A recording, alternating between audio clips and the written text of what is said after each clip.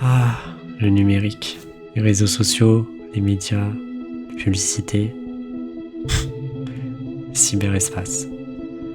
Tu utilises tout ça au quotidien sans même te rendre compte que derrière tout ça se cachent des parties sombres. Très sombres. Un peu comme si derrière un rideau scintillant se trouvait une réalité troublante, où les apparences sont trompeuses et les secrets bien gardés. Comme le revers d'une médaille, où la face éclatante de la technologie cache les enjeux obscurs et les conséquences indésirables de leurs défauts. Les failles, les brèches, les portes d'entrée accessibles à n'importe qui et n'importe quand. Tout a une faille, tout a une entrée, tout a une sortie, tout. Enfin bref, ce que je m'apprête à te raconter là exploite les profondeurs inquiétantes du cyberespace, où la moindre petite faille peut déclencher le code rouge dans la tête de presque tout le monde. Enfin, pour ma part, j'appellerais ça le code noir. Quand j'étais gamin, je jouais beaucoup aux jeux vidéo. Ouais, j'adorais ça. Retiens bien ça, j'adore jouer. Ça ne choque pas.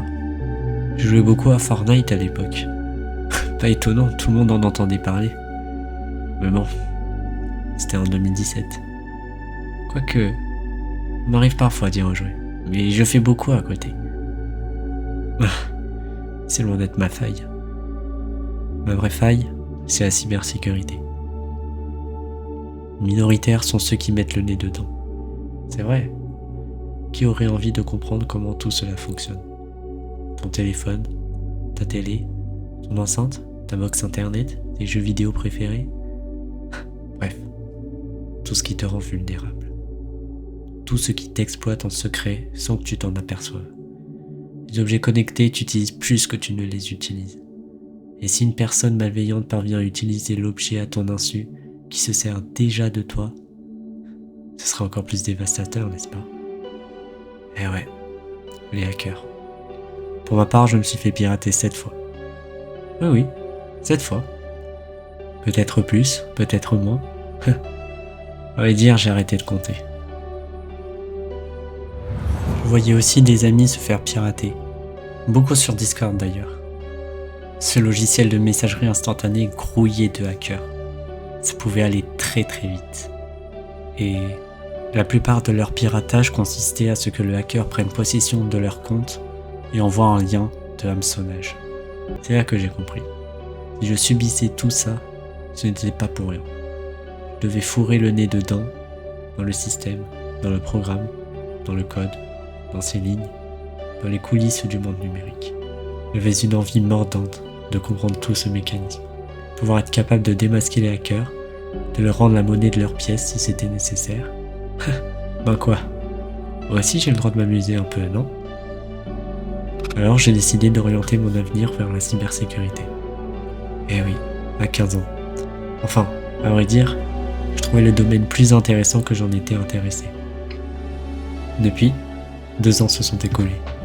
Le monde a évolué, mon entourage a évolué, j'ai évolué. Il m'arrive de m'entraîner à faire des scans de vulnérabilité sur mes propres appareils, voir si je suis véritablement irréprochable sur la sécurité. Mais je n'y arrive pas trop. Parfois, je me demande pourquoi je continue si je suis pas fichu d'établir un simple scan fonctionnel. J'essaye de me spécialiser dans la toute première phase du hacking, la reconnaissance. Parce que oui, s'il n'y a pas de hacking, il n'y a pas de cybersécurité. Devenir hacker pour comprendre leurs méthodes, leur logique, leur raisonnement, et surtout leurs failles, fait partie du processus de réussite dans la cybersécurité.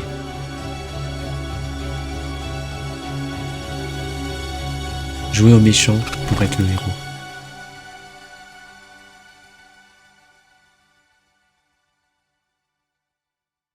Tu sais bien que j'aime jouer. Souviens-toi, le temps passe, et j'arrive de mieux en mieux à trouver des vulnérabilités. Pas grand-chose, c'est même insignifiant puisqu'il s'agissait de sites web fictifs, d'applications fictives. Mais je savais que si j'utilisais tout ce que je savais, dans des vrais sites web, des vraies applications, j'allais tout gagner. Mais le but n'était pas de tester ces connaissances qui pouvaient se révéler dangereuses si elles étaient mal utilisées. Jusqu'au jour où un de mes proches s'est fait social engineer. Ah, ingénierie sociale. Ça te parle normalement? Généralement, ce type d'attaque est lié à de l'hameçonnage, ou dans sa traduction anglaise littérale, le phishing. Lorsque tu cliques sur un lien et que le hacker récupère toutes les données que tu fournis dans les champs de saisie, mot de passe, email, numéro de carte, peut mettre ce qu'il veut, et gare à l'innocent qui s'y fie. Heureusement, la personne concernée n'a transmis que son numéro de téléphone et son email. C'est déjà mieux que de donner les coordonnées d'une banque. C'était l'occasion, mon occasion.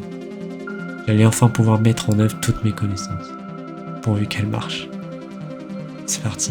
Le lien malveillant apparaissait dans un mail fictif, soi-disant de la part de Meta. Il suffisait de lire le mail pour comprendre que la personne concernée avait violé les conditions d'utilisation de Facebook, ce qui était bien sûr totalement faux. Mais crois-moi, le contexte s'y prêtait parfaitement pour y croire. Le lien renvoyait sur une page fictive de formulaire Meta. Je me suis rendu sur cette page sous Tor, et à partir de cette page, je devais remonter au hacker. C'était mon objectif au début, jusqu'à ce que je comprenne que le hacker avait programmé un bot qui envoyait des spams automatiques de ce genre-là. Mon but a changé.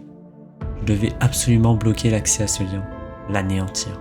Mais comment faire quand tu découvres que le lien malveillant est stocké sur une gigantesque base de données dont son propriétaire n'est autre que la première lettre du GAFAM, Google.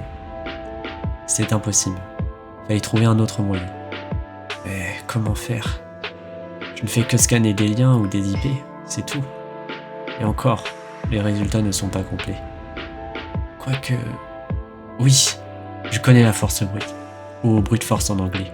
Ça revient à tester toutes les combinaisons possibles et inimaginables jusqu'à ce que ça marche. J'ai fait ça pour le lien du hacker. Je l'ai brute forcé, j'ai testé tous les paramètres possibles et inimaginables pour peut-être découvrir des liens cachés auxquels le hacker ne veut pas qu'on accède. J'ai trouvé des trucs intéressants, mais ce n'était pas la bonne méthode. Ça ne me servait à rien. Erreur 301. L'erreur de redirection temporaire ou définitive. L'erreur qui te met hors jeu. Puisque le lien était déployé à partir d'un ensemble d'outils pour l'hébergement et le développement d'applications web et mobiles, il fallait que je me crée un compte. J'ai nommé mon projet exactement comme celui du hacker. Si j'en suis la logique, le fait de nommer mon projet exactement comme l'attaquant allait écraser le lien original, puisque l'extension du lien était ajoutée ensuite. J'en serais comme le propriétaire. Ça ne semblait pas trop marcher. Puis j'ai un peu abandonné, sans pour autant oublier. J'ai continué la brute force histoire d'en savoir un peu plus, mais sans plus. Quelques jours plus tard, je reçois un mail de Google. Cette fois, un vrai mail, pas du phishing. Un vrai mail de Google qui me disait que mon projet, mon lien, venait d'être suspendu car il a été détecté comme lien malveillant. Mon lien? Quel lien? Ah oui, mais ce n'était pas mon lien. C'est là que j'ai compris. Ce que j'ai fait avait marché. Le lien du hacker venait d'être suspendu.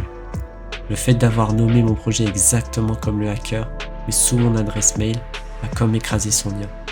Voilà pourquoi c'était moi qui avais reçu ce mail. J'ai réussi. Je suis parvenu à faire clôturer la porte du château, la porte principale. Ce lien n'allait nuire à plus aucune personne. Car forcément, il devait sans aucun doute être dans la boîte mail de beaucoup d'autres. Mais même si ces gens innocents cliquaient sur le lien, ils auraient vu le 404. L'erreur de l'introuvable. L'erreur de l'inexistant. L'erreur du vide. L'erreur du code noir.